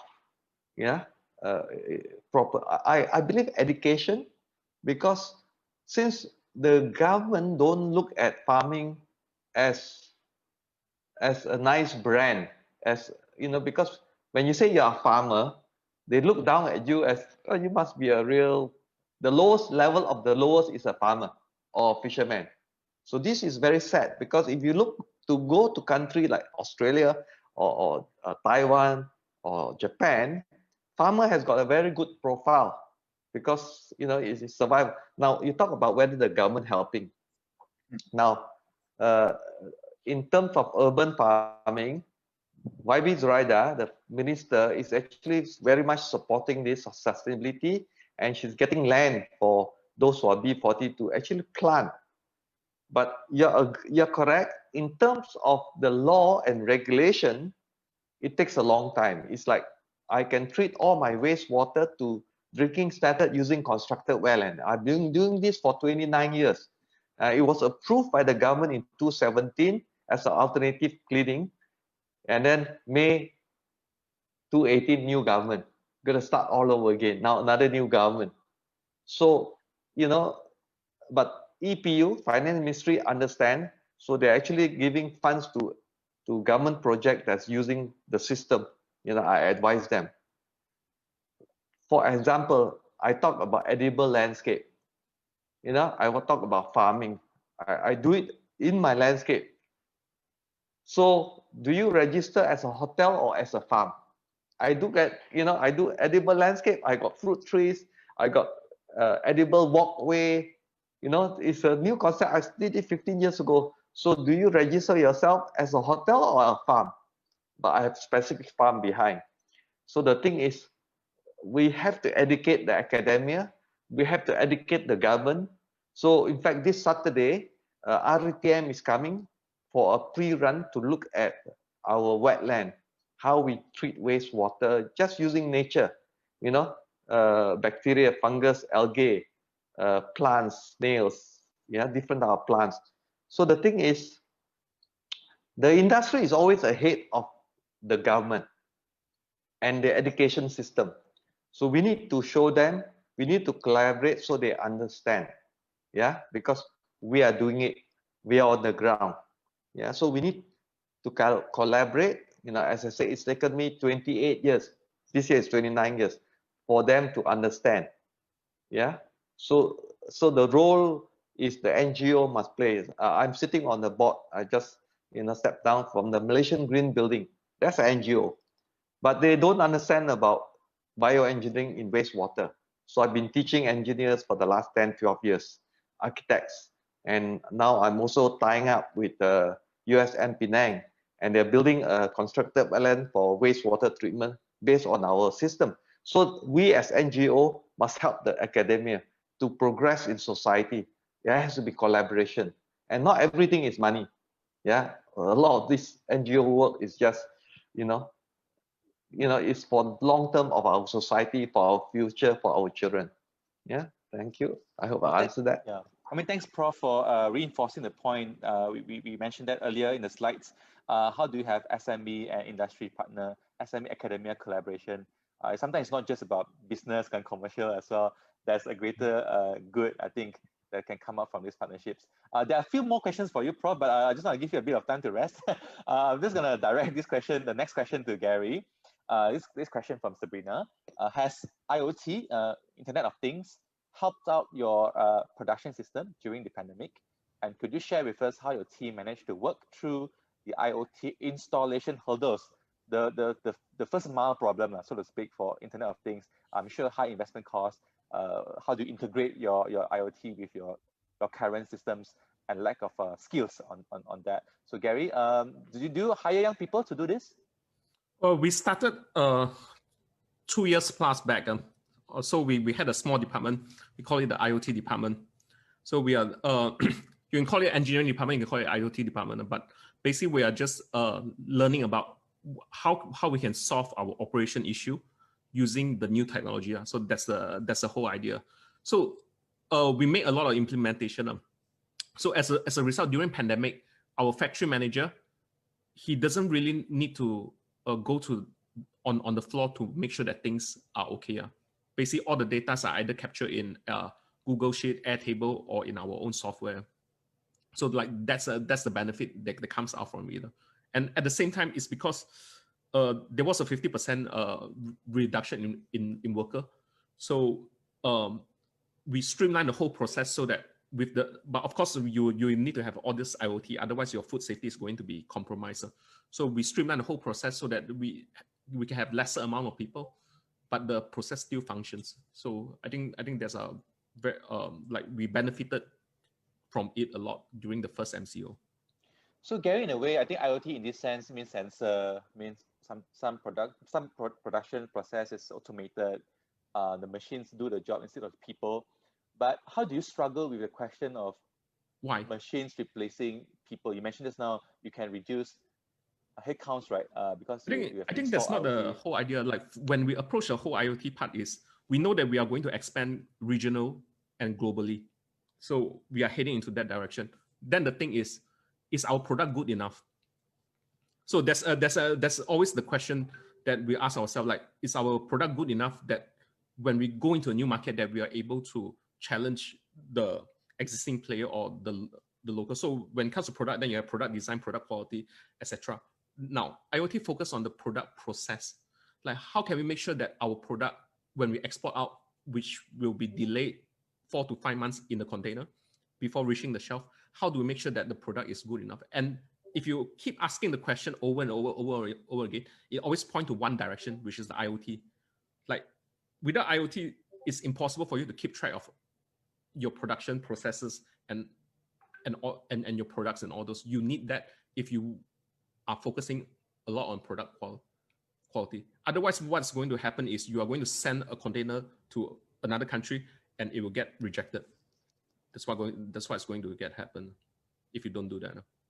So I mean, so when you first started that process, so you hire people with those kind of skills to be Oh, able no, to. we hire YouTube.com. So you learn from, can you go pick to it up their from website. YouTube. So how would you rate some of the graduates that you've been hiring? Are they market ready, and do they have the kind of skills or potential at least to learn from YouTube so that they can help you in this process? I just give you an example. I think Renyi knows about this. So I have an army of interns. I think 4 of them they did visit Renyi. So our interns is capable of digitalizing. So right now they are digitalizing our entire operation. So they have no idea about. They are actually from Taylor's Culinary School. They have no idea about food manufacturing. They have no idea. Never worked before. But then, if you are able to guide them, then they are able to digitalize. So what they are doing right now is we are putting all the information on the web. They are doing themselves. They are taking videos. They are doing training. So they are like the head. Because the thing is, at a senior position like me or our QA manager, like we need to be busy about a lot of things because we are in the middle of preparing our 3rd factory. So there are a lot of time that's tied down to there. So interns has proven that if you guide them properly, like anyone can do digitalization, but you need time. If you don't have time, then you have money, then you can pay for it. So either one. Right. So I think private sector SME, there is a role I think for them to train, to skill up, to equip the graduates with skills, and everyone just have to play that role. I think in the nation's transformation process. I think. Actually, the discussion it will go like this. So like when it comes to digitalization, right? So the whole idea is you ask some, you don't know the answer one, no one knows the answer one. Yeah. So it's like you ask them to do a research on certain things. Okay, how does other people solve this problem? Probably they'll go to YouTube. Then they'll find, okay, then I'll look at it. I know that, okay, this one doesn't make sense. That one doesn't make sense. Now we have 3 left. So we find out more. So it's just like pinpoint. Then after that, then someone says, hey, this guy, not bad. This is how we solve. If we use this combination plus this combination, then we have a solution. So that's YouTube.com is actually the well, where we learn. Yeah, the dissemination of information these days. There are a lot of questions there. The speakers can choose to either answer it live or type the answers to it in the Q&A box. But the next question is for myBurgerLab and Chriszen. Do you see this pivot to digitalization as a permanent trend? Or, once the pandemic is over, you will go back to your offline business? Mandy, will you like discard your online store when the pandemic is over? Or do you think this is it? This is the no point of no return where you just go all out online? Yeah, this is, I think, a permanent plan that we have to keep going. I think there's no way that we can back to like before MCO. Yeah, it's just that I think offline they will bounce back when the things getting better, right? It's just if the digitalizations that we have already implemented and what we can plan ahead is that how we can actually diversify our risk and also you know just not to too focus on one channel itself is too risky to sustain business. Okay, so diversification, the channels. Renyi, do you see this pivot as something transitory or permanent, and whether or not you plan to add more online food delivery platform to increase your sales? Because I think as this viewer asked the question, he supposed myBurgerLab only available on GrabFood. Do you plan to have more platforms? All right. So the reason why we are not on more platforms at this point in time because we can't cope with more. We're one of the lucky few brands that just being on one platform allows us to address a significant amount of customers. But back to the original question, I do feel that it's a yes and no answer. At the end of the day, after all this, the human population, I dare say all around the world, have been conditioned to purchase things online more than ever. In the last few years, 11/11, 12/12, and all those have already done that. But MCO or COVID has basically accelerated that process. And what that means to everyone is that, yes, the transition to digitization will continue and has to continue. But more than anything else, we also have to realize that we as humans are social creatures. We do yearn to go out. That's why you see the moment RMCO came and things relaxed, everyone just swam out, and that's how the cases went up again. But we will see a shift. So let me give a simple example. Prior to COVID, our dine-in customers is about 80% of our sales. Our delivery is 20%. I foresee that it will shift to a 60-40% down the road, where people will still want to come out, but a significant chunk will still purchase on, like do delivery and purchase online. But this is for my industry only. The reason why I say that is because food is something that once you deliver, it will not be as good as having it made fresh and eaten within the first 10 minutes of serving. So for my industry, I think there's still a balance. I'm not too sure about retail, the electronics or makeup. That might be a little bit different in spending behavior. So we shall see. Okay, thank you. I mean, I think we are almost 12. I'll just quickly ask the next few questions. For Anthony, is there a hope for future hospitality and tourism course graduates, whether or not they should venture into tourism industry, or the government should just try to get more young people to work on farming, organic farming, and agro-tech could be the way to go. Anthony? Okay, first of all, there will be a future for tourism and hospitality. Tourism is one of the biggest industry in the world, and it employs 12% of the world. It's the biggest. So, we have to take this pandemic as just as a pause. Yeah, it could be a very long pause. Yeah, but the tourism and hospitality, here we need to have more the academia, the school to do more multitasking, really multitasking that, a lot of them do management, but actually very hard to manage when you're not on the ground. It's too academic. So we need more people from vocational to go up first. Yeah. So the best managers are actually from the ground, because if you go to Europe, if you go to even Taiwan or Japan or Australia, they have very little staff to manage the whole hotel, because they do everything. But here we tend to be front office. You don't do housekeeping, you don't do maintenance, but you have to know everything. So we need to change slightly the what you call the discipline, multidiscipline. A hotelier does not understand about engineering or even architecture, but you need to do it, because to be more sustainable, then you do passive cooling. There are many things you do. You answer about plants, what they do. So the multidiscipline will make you a better hotelier. And if you have this type of skill, you'll be required all over the world. Because if you can show them 200 to save money for the owner will pay you a lot of money and employ you. Okay, that is in hospitality. And in terms of tourism, there will always be, when I want to go to Mongolia, I would want to book it online because I don't know who the operator. I would book a good DMC, a destination management company, a tour operator that knows where is the best place to eat, although you can go online, but language issue, and also reliability. So you still have to use a local good tour operator. Even though I'm a big tour operator, when I go to Japan, when I go to Taiwan, I still did, pay a little bit more for a local operator. The last time I went to Argentina and Chile, we booked an operation from a UK tour operator. So there will always be a job in tourism and hospitality because everybody go on holiday. Second thing, in terms of farming and agriculture, today, the cost of organic food is a lot more expensive. People realize the issue of chemicals. Most of disease today is because of the food we eat.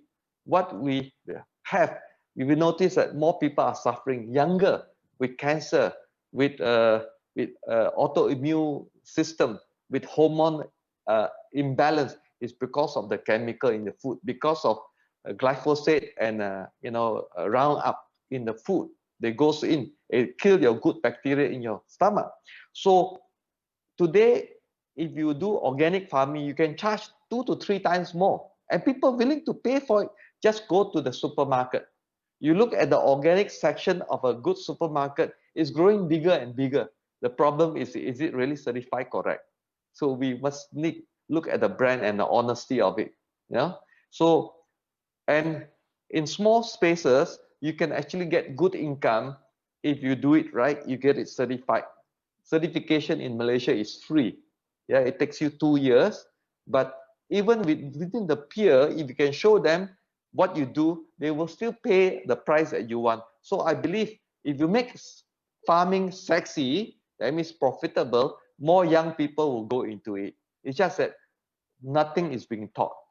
Yeah, yeah. So this is something which, you know, more and more people want to learn. But as all my colleagues say, Mr. Google can teach you many things. You have to try it. You know, it's a fantastic thing, Mr. Google. You can do everything, but you have to discern. You check it out, you try it out, then you know. Okay, thank you. I mean, thanks, Prof, especially on the second point on farming. I think it's how do you create an environment so that it is in a way professionalized. Your certification, people who work in online farming will not, you will take away the stigma. I think young people will be more acceptable if it's being more professionalized. A lot of pressure on Dr. Mohan to respond actually, because this deals with the future of education business as a whole. I think Prof. Anthony has mentioned a few things. How do you produce students which are multidisciplinary, market-ready sort of graduates? If you can learn things from YouTube and Google, then what does this mean to, to academics? But before you respond, I just want to also remind Mandy, perhaps, there's a question for you in the Q&A box. As a woman, what were the struggles that you had to face in building up your company and how did you overcome it? So if you could just maybe answer that. So Dr. Mohan, I think we discussed quite a lot already. We should now just try to close the discussion. Graduate skills is top of the list. One of the things that we mentioned. Alternative financing, I think Mandy has mentioned just now as well. It's not cost-free. It's costlier in some cases. And definitely you mentioned the point on industry and SME and research collaboration. But just to maybe zoom in on unemployment, underemployment, skills, how do we produce graduates that can help companies to build resilience in future? Maybe just on this point, Dr. Mohan, how do you assess this question? And yeah. About the graduate employment, I'll come to the end, but I wanted to summarize also two more important things, right? It's very interesting. Gary, Mandy, Anthony, and Rennie, not in the same word, but all of them talked about having good relationships, a style of Asian management, right? In the case of Mandy with her bank, so she can get a better interest rate and they understand her credit risk. In the case of Gary, your relationships with suppliers that hold you well in terms of crisis. I think Rennie also has the same thing, good relationships with his employees, good relationships with community, which he built on the platforms, including customers. Even Pink and Proper talked about it. The issue of SDGs, Sustainable Development Goals, if you were to keep that in the background, you're already doing it, but if you address that, I think the banks will be happy to give you low interest rates for SMEs particularly. We're doing projects on that. And we take Professor Anthony's comments very seriously in the business school. It's not about just creating specialized knowledge, but I'm not joking. Lau, you might know Matthew Abraham, one of my colleagues. We are looking at how SMEs recruit, and we tell the students that don't rush to work for an MNC only. Working for small and medium enterprises will give you a great experience. I'm sure Rennie agrees. He picks up some of the Nottingham kids also, right? And then you can move on to your own business or to the MNCs and they'll value you more. And the generalization agenda is coming through. You should have some specialized skill. And lastly, what is the skill? Gary pointed out, right? You can go to YouTube, but ultimately the selection process, so the role of the academic, and I was just telling another colleague also, is not to tell exactly what the young people to do. They know exactly where to guide the information. The role of the academic and the role of senior people like Gary is to guide them and give them some direction of what to search for on YouTube, rather than go all over the place, and then to curate it, meaning when you select the knowledge of the interns, So your army of interns, Lao's army of interns, Rennie's army of kids in their kitchen, and Mandy, you should also do that. So the role of the academics now is slightly different, but I believe it's what we were doing all along anyway. We can supply interns, we can collaborate for this and select the right people for industry, and the partnership between SMEs and universities. Anthony Wong made a very important statement about standards and how they're free in Malaysia and how SMEs should go for it. And the role of universities can also to give legitimacy when you do your R&D, right? Nottingham has nutrition labs and nutrition experts. KDU has that also, and so does Sunway. You can do your testing in these labs with students. And this is what the European universities do. They work with SMEs.